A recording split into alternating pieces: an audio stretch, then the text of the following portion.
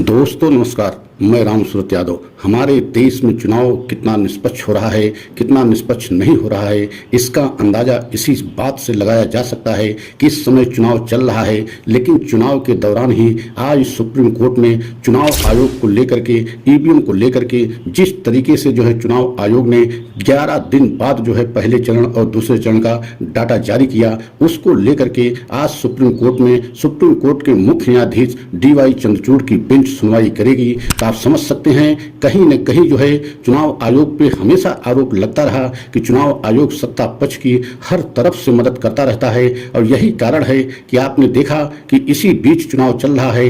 अभी 2 चरण के मतलब चुनाव शेष हैं। एक चरण, छठा चरण कल होने वाला है और उसके बाद 7वां अंतिम चरण 1 जून को होगा। लेकिन आज 24 मई को चुनाव आयोग को पूरी तरीके से जवाब सुप्रीम कोर्ट में देना होगा कि किस तरीके से डाटा को इतना लेट जारी किया गया।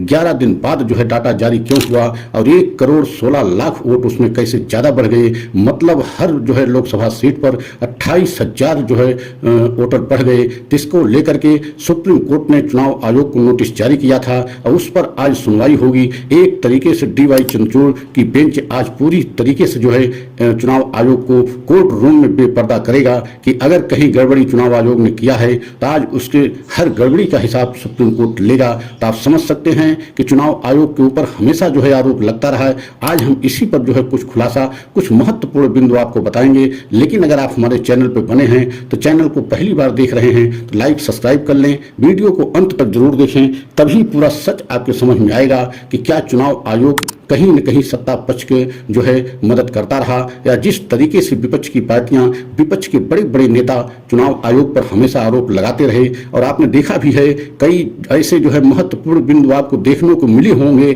जिससे आप स्वयं अंदाजा लगा सकते हैं कि चुनाव आयोग कहीं न कहीं सत्ता पक्ष की मदद करता रहा।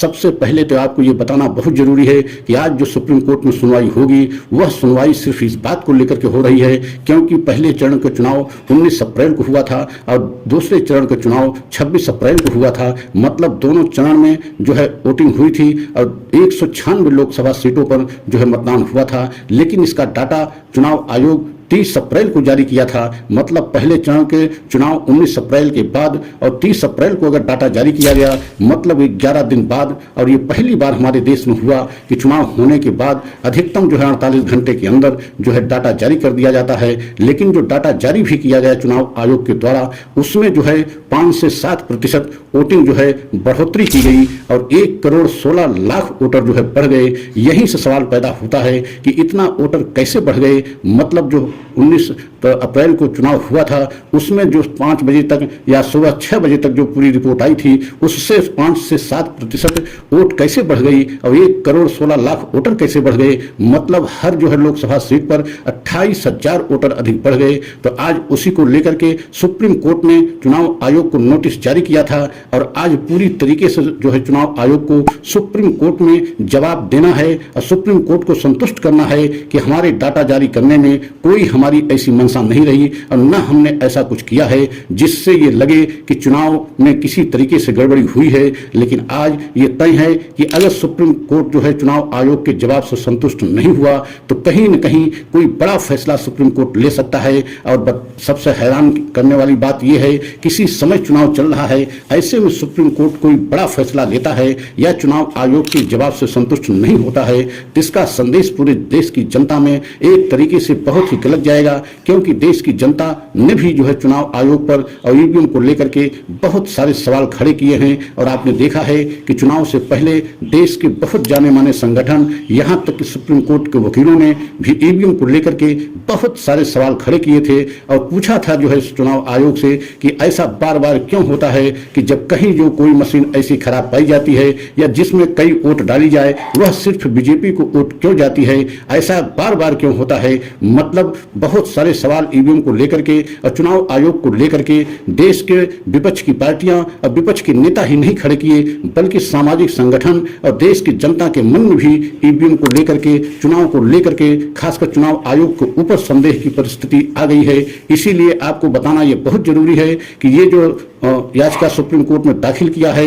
एडीआर संस्था की तरफ से याचिका दाखिल की गई है और एडीआर संस्था का काम ही यही है कि चुनावी प्रक्रिया पर नजर रखे। चुनाव आयोग चुनाव को एकदम स्वतंत्र पारदर्शी तरीके से करा रहा है कि नहीं करा रहा है, इस पर नजर रखने का काम एडीआर संस्था का है। और एडीआर संस्था की तरफ से वरिष्ठ वकील प्रशांत भूषण ने जो है अर्जेंट मांग किया था कि अर्जेंट जो है इस मामले में सुनवाई की जाए, क्योंकि चुनाव आयोग कहीं न कहीं जो है इतना देर में डाटा जारी करने का मंशा चुनाव आयोग की क्या है? क्या चुनाव आयोग कहीं न कहीं जो है सत्ता पक्ष की मदद कर रहा है या चुनाव में गड़बड़ी कराने की पूरी एक प्लानिंग है? इसी के तहत जो है प्रशांत भूषण की तरफ से जो अर्जेंट सुनवाई की मांग की गई, उसको गंभीरता से लेते हुए सुप्रीम कोर्ट ने जो है नोटिस जारी करते हुए चुनाव आयोग को आज जो है सुप्रीम कोर्ट में बुलाया है और चुनाव आयोग को आज पूरी तरीके से जवाब देना होगा और संतुष्ट करना होगा डीवाई चंद्रचूड़ की बेंच को।